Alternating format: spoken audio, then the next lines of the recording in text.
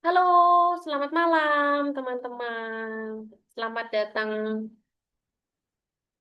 kembali gitu ya di topik kita yang terakhir yaitu teknik critical incident interview. Nah, teman-teman saya sedikit menyampaikan kembali gitu ya bahwa apa yang sudah kita bahas sebelumnya dan akan yang kita bahas gitu ya, baik performance profile atau yang terkait insiden interview ini bukan suatu kewajiban yang harus Anda lakukan ya pada saat nanti melakukan assessment gitu. Tapi saya menyampaikan ini sebagai salah satu tambahan gitu ya, tambahan informasi, tambahan tools atau metode Anda dalam melakukan assessment, dalam mencari data, mengumpulkan data gitu ya, terlepas dari skill atau kemampuan yang sudah Anda miliki selama ini gitu ya. Baik. Jadi nanti pada saat Anda presentasi tidak perlu harus melampirkan grafik atau chart performance profile. Tidak harus selalu menceritakan mengenai critical incident interview. Akan tetapi seperti yang sudah saya sampaikan tadi sebelumnya gitu ya, semakin bervariasi metode yang Anda gunakan gitu ya, semakin juga diharapkan dan idealnya itu lebih lengkap data yang Anda peroleh. Sehingga dalam melakukan analisa, itu Anda bisa semakin dimudahkan untuk mencari akar masalahnya atau lebih memahami dinamika, mana menjadi penyebab, mana menjadi akibat, bagaimana hubungan antar berbagai faktor yang ada gitu ya. Sehingga Anda menjadi lebih yakin dalam menentukan akar masalah yang hendak diintervensi. Gitu, teman-teman. Sekali lagi, ini bukan kewajiban, gitu ya. Nah, untuk critical incident interview ini, teman-teman, Anda bisa langsung menggunakannya pada saat setelah Anda menanyakan data dasar, gitu ya. Misalnya Anda sudah bertanya nih mengenai data identitas, termasuk dia sudah bertanding, berlatih seperti apa, pernah ikut perlombaan apa. Nah, pada saat itu Anda bisa masuk langsung. Tolong dong ceritakan mengenai bla bla bla. Tapi sebelum mengenai teknis, saya izin bercerita dulu ya, apa sebenarnya yang dimaksud dengan critical incident interview. Ya. Definisinya sebenarnya secara gamblang adalah wawancara, gitu ya, wawancara yang menelusuri atau hendak mengetahui atau menggali, gitu ya, momen paling menentukan dalam karir atlet. Disebut critical incident atau misalnya kejadian kritis atau khusus gitu ya, atau sangat penting gitu ya yang mempengaruhi performa atlet. Umumnya kejadian ini dibagi menjadi dua, yaitu kejadian atau momen sukses besar gitu ya, sukses banget, paling sukses gitu ya. Contoh misalnya kayak pernah juara nasional, sebelumnya belum pernah. Atau pernah menang yang pertama kali, itu juga berkesan. Atau perjuangannya mendapat kemenangan ini yang paling wow. Atau juga yang kedua yaitu momen terkait kegagalan. Gagal yang paling gagal banget. Atau momen yang paling traumatik karena berkaitan dengan gagalan gitu ya. Contoh misalnya, tidak bisa menyelesaikan pertandingan karena cedera parah. Atau sudah bertanding dengan maksimal, sudah menyiapkan diri secara optimal, tapi ya pada akhirnya tetap kalah di final. Nah, terus. Jadi, Anda bisa bertanya mengenai dua hal ini. Kalau menilik sejarahnya, sebenarnya, ini dilakukan oleh tokoh pelantangan ini di tahun 194, gitu ya. Pada saat itu, dia melakukan wawancara kualitatif, gitu ya, untuk memahami perilaku melalui konteks atau perilaku nyata yang berdampak besar. Dalam hal ini, dia melakukan wawancara terhadap tentara Angkatan Udara Amerika, gitu, Amerika Serikat, atau lebih tepatnya pilot. Jadi, seorang pilot bisa menerbangkan pesawat dan bisa berhasil dalam misinya, gitu ya, tidak membahayakan, gitu ya, atau paling sukses, gitu ya, itu apa yang terjadi kayak gitu. Dan seandainya si pilot ini gagal dalam melakukan misi atau apa namanya menimbulkan suatu kerugian gitu, apa yang terjadi? Jadi dari sana bisa mendapatkan data kalau berhasil tuh harusnya ini yang dilakukan, ini perlu dipersiapkan, kondisinya seperti ini, gitu. Supaya di kedepannya lagi bisa menciptakan situasi atau faktor-faktor serupa untuk memastikan keberhasilan. Dan sebaliknya, faktor-faktor atau kejadian yang bisa mempengaruhi atau menimbulkan kegagalan bisa lebih diminimalisir kayak gitu. Itu pada saat itu, ya, terkait dengan perang dan sebagainya. Namun, konteks critical incident interview ini diadopsi di berbagai sektor, terutama salah satunya di psikologi industri organisasi, gitu ya, di psikologi pendidikan. Dan kemudian di tahun 2004 banyak digunakan oleh tokoh Wellman dan Lavalle ini. Jadi, dia menyesuaikan wawancara ini, critical incident ini, terutama untuk kejadian-kejadian yang mempengaruhi atlet, gitu ya, yang menimbulkan suatu tantangan tersendiri. Contohnya, perubahan terkait pindah klub, kayak gitu ya. Atau mungkin pada saat atlet mengalami cedera tertentu yang parah. Atau juga kondisi untuk mengetahui bagaimana atlet pada saat menghadapi tekanan kompetisi internasional atau yang bergengsi. Itu terkait definisi. Kemudian bagaimana kita melakukan, ya? Untuk melakukannya seperti yang tadi ya, kita fokus kedua momen, gitu ya, kedua momen atau dua critical incidents yang paling mempengaruhi. Ada bisa bertanya begini, ceritakan momen yang paling menentukan dalam karir Anda, yang paling sukses atau yang paling sulit atau kegagalan, kayak gitu ya. Jadi Anda bisa meminta atau bercerita tentang pengalaman dia yang paling sukses itu kapan, kayak gitu ya. Gitu. Kemudian yang paling gagal, yang paling buat traumatik gagalan tuh apa? Pada saat kapan? Boleh milih salah satu atau salah dua gitu ya. Itu teman-teman. Nah, saya menyarankan teman-teman memulai dengan pertanyaan yang positif, bagian momen positif atau yang sukses dulu kayak gitu ya. Harapannya bisa apa namanya menimbulkan suasana positif, kemudian juga atlet tidak defensif dan seterusnya.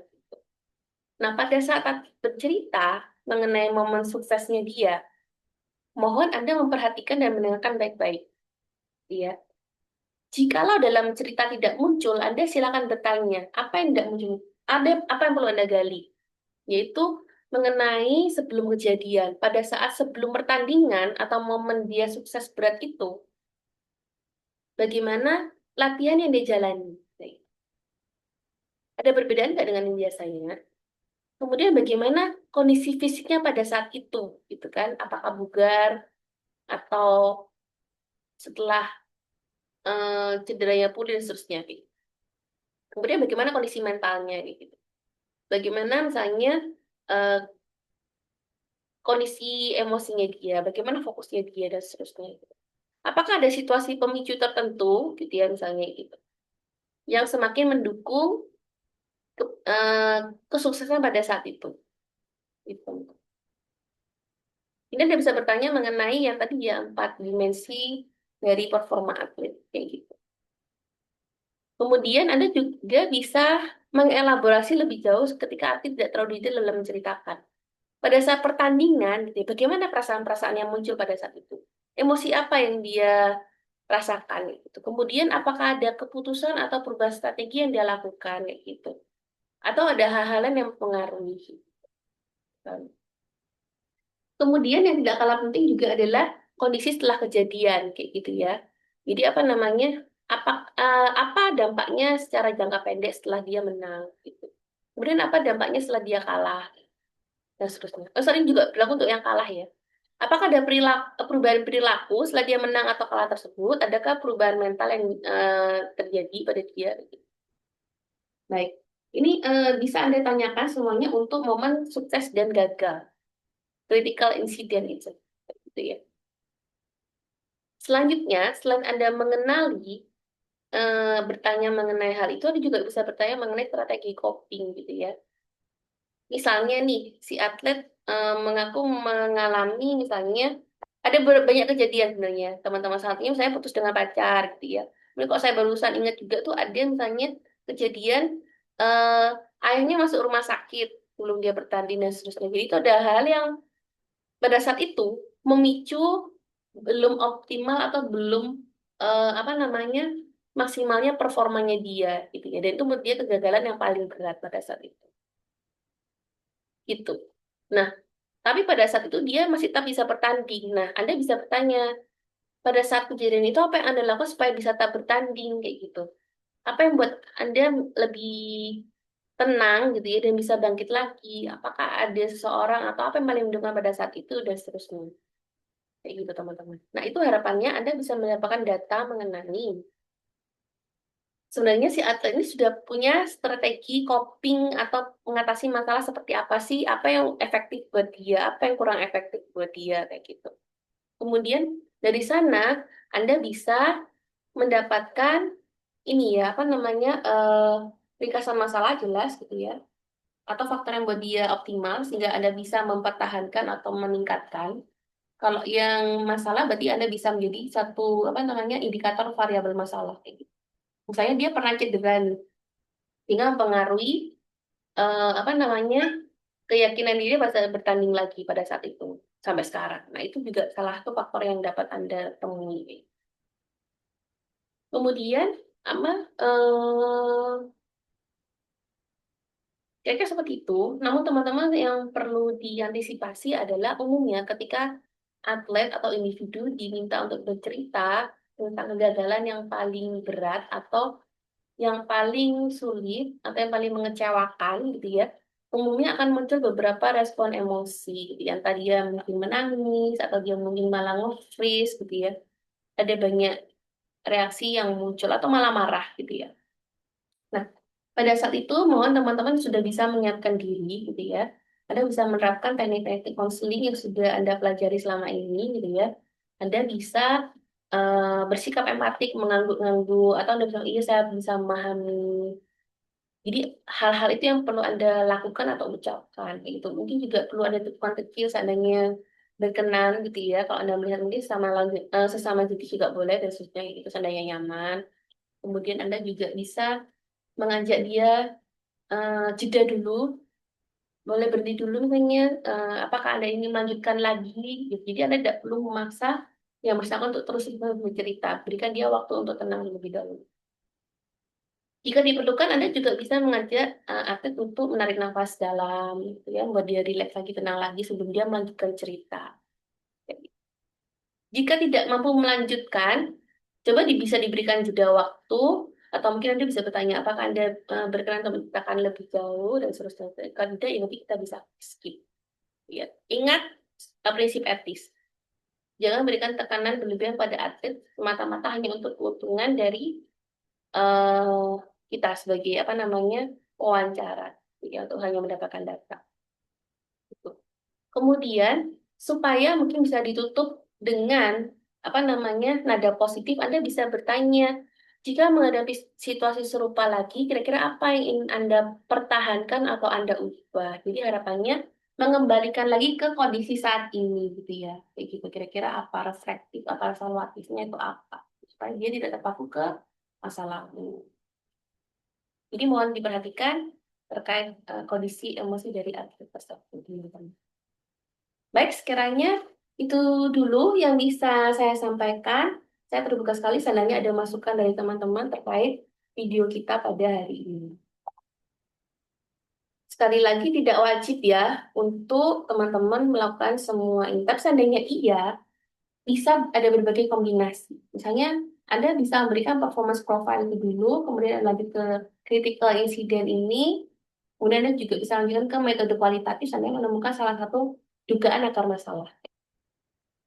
Atau Anda bisa juga mulai dari misalnya dari critical incident interview, kemudian Anda lanjut ke interview mendalam yang menggunakan metode kualitatif juga boleh. Dan di akhir mungkin sebagai tambahan untuk meyakinkan Anda bisa pakai performance profile. Boleh. Atau Anda nggak mau pakai semuanya nih. Nggak mau pakai performance profile, juga nggak mau pakai critical incident interview. It's okay. Ada beberapa teknik yang sudah digunakan. Anda tetap harus berdasarkan teori ya. Anda bisa bertanya mengenai kondisi atlet berdasarkan teori Maslow, berdasarkan teori Rogers, berdasarkan teori self-determination, kayak gitu boleh, kayak gitu, teman-teman. Atau Anda mau langsung apa namanya bertanya mengenai suatu yang dugaan menurut Anda langsung kira-kira motivasinya gimana, efikasinya gimana, fokus di mana, Anda boleh satu-satu tanya kayak gitu. Jadi ada berbagai macam cara untuk melakukan assessment. Kita fleksibel aja. Anda bisa melihat terutama pertama dari kemampuan Anda sendiri. Anda jago di mana. Kedua, Anda bisa melihat kondisi atletnya. Tidak semua atlet suka berbicara, tidak semua atlet daya tangkapnya sejalan dengan kita, kayak gitu. Jadi Anda perlu lebih peka mengenai hal ini. Baik. Kemudian ini referensi teman-teman dari PPT kita, gitu ya. Eh, untuk Desi dan Ryan ini ya, yang tadi saya sampaikan, Desi and Ryan, Automation Theory. Kemudian ada juga tambahan di awal terkait definisi aktualisasi dan seterusnya itu saya eh, tuliskan lagi berdasarkan dari e-book yang kami susun gitu ya. Ada beberapa penyusun buku psikologi olahraga untuk yang mengampu mata kuliah olahraga. Jadi bisa Anda baca gitu ya. Selain dari tulisan saya juga barangkali dari tulisan rekan-rekan yang lain itu di e-book yang sudah saya share di Sunan. Jadi bisa dicermati. Kemudian untuk yang performance profile, karena teman-teman ingin lebih memahami gitu ya. Anda bisa browsing di YouTube itu ada, tapi juga ada website yang bawa ini www.winning mental coach ini. Single post performance profile. Anda bisa cek di sana ada beberapa step by stepnya yang bisa Anda ikut. Baik, sekian teman-teman. Terima kasih banyak gitu ya. Akhir kata saya ingin menyampaikan ini kata-kata dari Maslow gitu ya. Seorang musisi harus bermusik. Seorang atlet harus berolahraga agar ia dapat berdamai dengan dirinya sendiri. Apapun yang dapat menjadi dirinya, ia harus mewujudkannya. Demikian. Terima kasih banyak teman-teman. Salam sehat selalu dimanapun Anda berada.